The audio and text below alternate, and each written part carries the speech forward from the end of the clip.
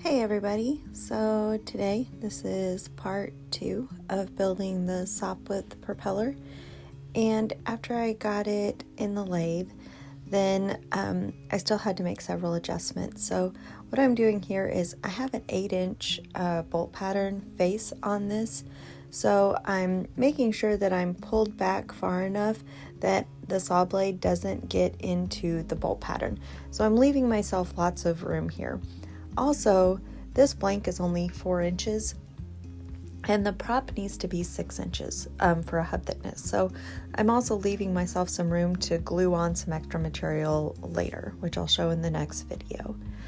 The other thing is my saw blade is a 10-inch 10-tooth saw blade, but it doesn't cut deep enough for the cut that needs to be made here.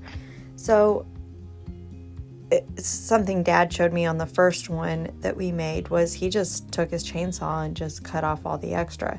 Now, I'm not nearly as good or as bold as my dad, so I made a few cuts to give me some guidelines on how deep I could cut without actually getting into the prop. And I would like to say I made some nice, beautiful cuts, but let's just say I just hacked at it until I got the bulk of it off. So it was effective. It worked. It wasn't pretty, but it worked. So there I made another cut to see how much deeper I could go. Now I still gave myself plenty of room. So I still had what I call lots of room to screw up. I always leave myself lots of room to screw up. And I think normally I do a final cut and then or a rough cut and then a final cut. And on this one, I ended up doing a really rough cut, a rough cut, and a final cut. So 3 cuts on each blade. And then Grandma came and she helped me clean up all my messes.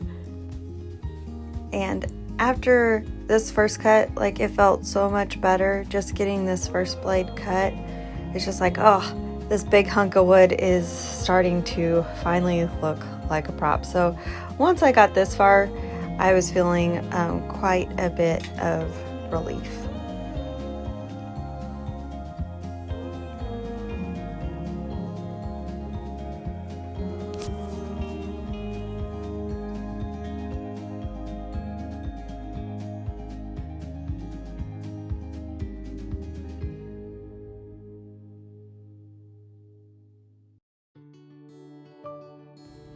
So after that blade was done, then it was time to turn it around.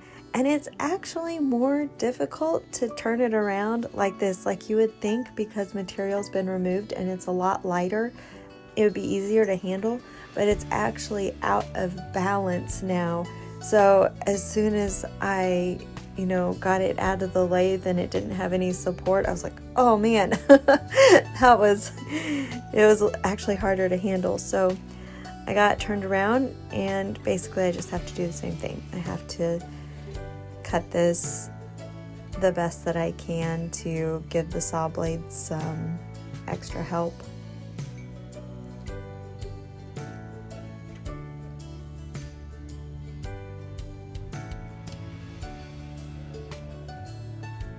And normally I would just let the saw blade go, and not pay any attention to it, but I watched this one the entire time. I just sat there and watched the whole thing cut. And it took me, I think, 3 days to do this, but it was pretty labor intensive.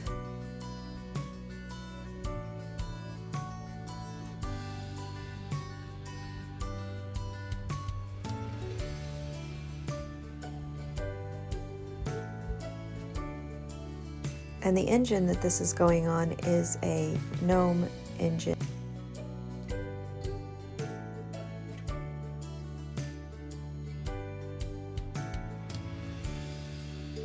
Really authentic older engine, and the thing about them is they ran such low RPMs and they had such large amount of torque. So that's what makes this propeller so much different than anything you'll see today. The low RPM lets them swing this huge diameter, and then the amount of torque that they have lets them have this massive blade on it. And they're a really neat, really unique engine. And that's also why I had to custom make the pattern.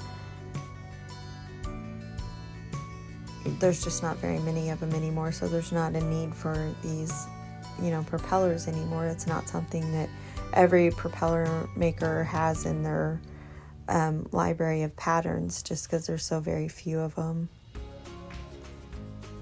Well, that's also what makes it so much fun.